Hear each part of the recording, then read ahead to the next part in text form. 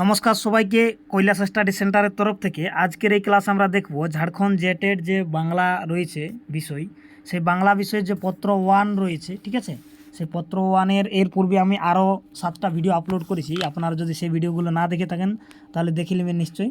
আর এটা হচ্ছে 8 নম্বর ভিডিও। এখানে আমরা আলোচনা করব, পদ্য পর্বটা শেষ হয়েছে, এবার গদ্য পর্ব চলছে, ঠিক আছে। আজকে একটা আরও নতুন টপিক, যেটা আপনাদের এই 27 তারিখের পরীক্ষার জন্য খুবই ইম্পর্টেন্ট, ঠিক আছে। তো চলো ভিডিওটা শুরু করা যাক এবার। তো এই ক্লাসে আমরা দেখব যে গদ্য পর্ব রয়েছে, তার একটা প্রবন্ধ, তার নাম হচ্ছে ঘরবাহিত, যেটা রবীন্দ্রনাথ ঠাকুর লিখেছে। এটা পত্র 2তেও রয়েছে। আর যারা যারা এখনও পর্যন্ত আমাদের পেড কোর্স নেননি, পেপার 1 পেপার 2-র জন্য যদি কেউ পেড কোর্স নিতে চান বা নোট পিডিএফ চাই, তাহলে যোগাযোগ করতে পারেন। এখানে উপরে যে নাম্বার দেখতে পাচ্ছ, এই নাম্বারে যোগাযোগ করতে পারেন, ঠিক আছে। তো ঘর ও বাইর থেকে আমরা যে প্রশ্নগুলো নিয়েছি সেটা খুবই সহজ সহজ প্রশ্ন, কিন্তু আপনাদের যেহেতু ক্লাস 1 to 5-এর জন্য, ঠিক আছে, তো এখানে বেশি মানে ডিপলি প্রশ্ন হওয়ার কোনো কথা নেই।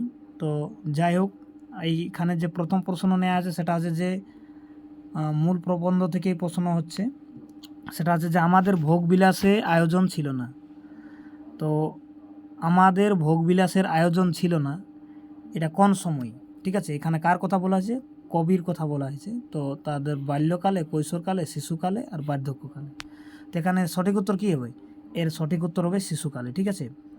এরপরে যে 2 নম্বরে যে প্রশ্নটা নেওয়া হয়েছে, আচ্ছা, রবীন্দ্রনাথ সম্পর্কে যদি তোমাদের বিস্তারিত জানার থাকে তাহলে একটা এর যে পূর্বে আমি ভিডিও আপলোড করেছি, ঠিক আছে, ঘর ও বাহির বলে, ওখানে দেখবে প্লে লিস্টে পেয়ে যাবে। সেখানে রবীন্দ্রনাথের জীবনী সম্পর্কে বা তার জন্ম, তার পরিবার সম্পর্কে অনেক কিছু তথ্য দেওয়া রয়েছে, সেই ভিডিওটা দেখে নিলে পেয়ে যাবে। তো এখানে আমরা শুধু প্রবন্ধটার আলোচনা করব। 2 নম্বর প্রশ্ন হচ্ছে যে আদর করা ব্যাপারটা বিনোদনের জন্য। তো এখানে যে অপশনগুলো রয়েছে তার সঠিক উত্তর হবে কাদের? অভিভাবকরা এরকম করতো বাড়ির ছেলেদের সাথে। এটা কার বাড়ির কথা বলা হচ্ছে? রবীন্দ্রনাথের বাড়ির কথা। আমরা ছিলাম শাসনের অধীনে। তো কাদের শাসনের অধীনে ছিলাম? চাকরদের শাসনের অধীনে, ঠিক আছে। এরপরে যে 4 নম্বরে যে প্রশ্নটা নেওয়া হয়েছে সেটা হচ্ছে যে এখানে আমাদের বাড়ির দর্জি ছিল। তো বাড়ির দর্জির নাম কি ছিল? যারা পড়েছেন পড়াটা তারা নিশ্চয়ই মনে করতে পারছেন, নিয়ামত খলিফা তার নাম ছিল। এরপরে যে প্রশ্ন রয়েছে 5 নম্বরে, সেটা হচ্ছে যে আমাদের দিন কাটতো দোতলার কোন সাইডে? এই দক্ষিণ পূর্ব কোণের ঘরে না উত্তর পশ্চিমের কোণের ঘরে? এরকম ধরনের অপশন আসবে, ঠিক আছে।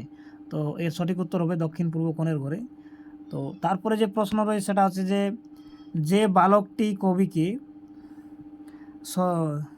বসিয়ে তার চারিদিকে গণ্ডি কেটে দিত তার নাম কি? এখানে এটা বালক হবে না, চাকরটি হবে, ঠিক আছে।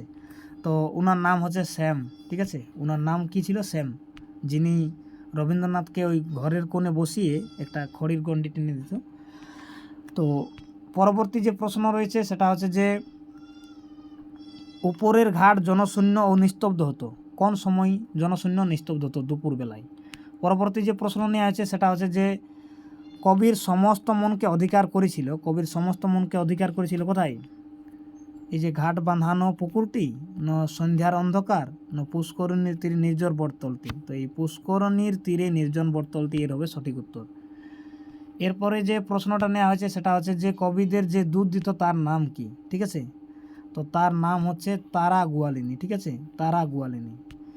এরপরে যে প্রশ্নটা নেওয়া আছে 10 নম্বরে, সেটা হচ্ছে যে দক্ষিণের বারান্দার এক কোণে পুঁতে রোজ জল দেওয়া হতো কিসের বিচি?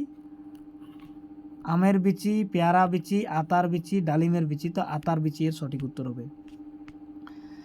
এরপরে আরও অনেক প্রশ্ন রয়েছে ওরকম টাইপেরই, ঠিক আছে, রচনার ওরকম টাইপেরই। তো যাই হোক, এইখানে আমরা 10টা আলোচনা করলাম। তো এর পরবর্তী ভিডিও খুব তাড়াতাড়ি আসবে। যারা এখনও পর্যন্ত চ্যানেলটি সাবস্ক্রাইব করে না রেখেছো তারাকে বলবো, অনুরোধ করব চ্যানেলটিকে সাবস্ক্রাইব করবেন।